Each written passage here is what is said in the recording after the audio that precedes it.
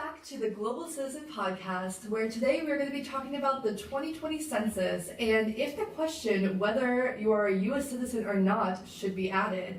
We have an expert on all census things related, Madeline, here with us today. So what exactly is the census? Hi, first of all, thank you for having me, Megan. The census, the 2020 census is coming up this next year, and basically it is a survey that is sent to all the households in America, and its main goal is to determine basically the population of each state and the population of the country as a whole.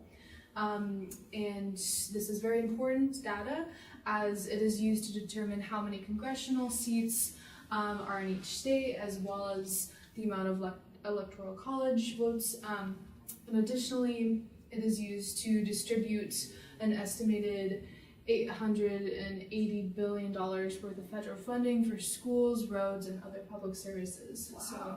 So, and this lasts for the entire decade, so it's very important. A lot of important uses for it then.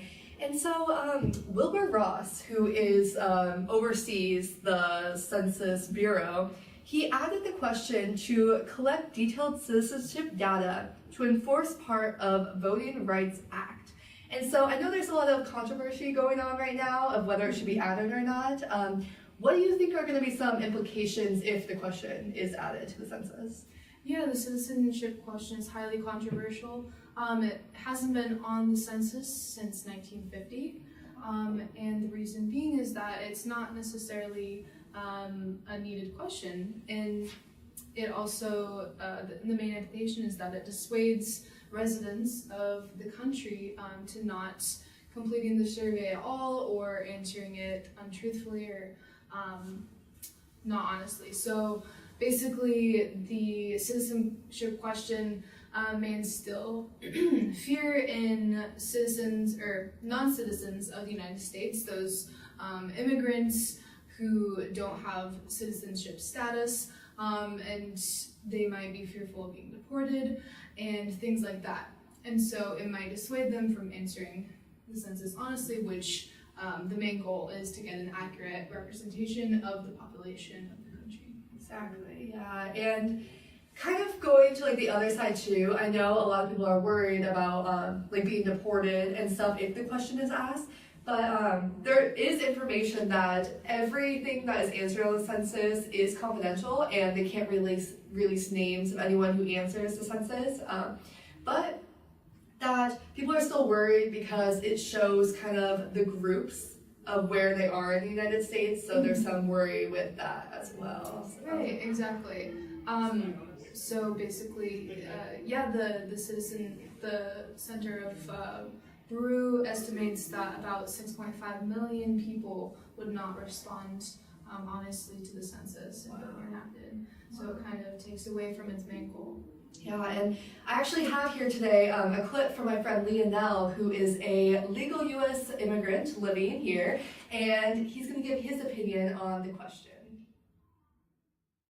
In my opinion on that one, it was two different points for me, because you can see me, I'm a Latino.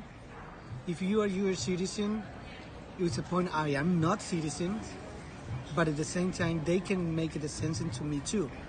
But a lot of people right now is not feel safe to be in the census because they think they're gonna be looking for them after they sign it.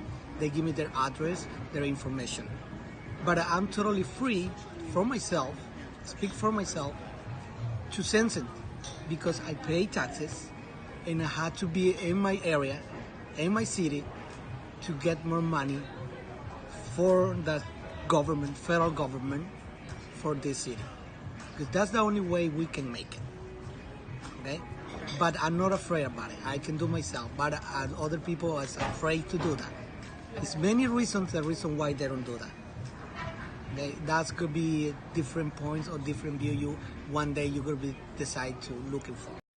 So as of now, the decision whether the citizenship question will be put on the 2020 census is now being discussed in Supreme Court, and we have yet to hear on the final decision for that, so stay tuned. Well, I'm interested to see those results, and thank you so much for joining us today, Madeline, and thank you so much for watching. Join in next week as we talk about more global citizenship news.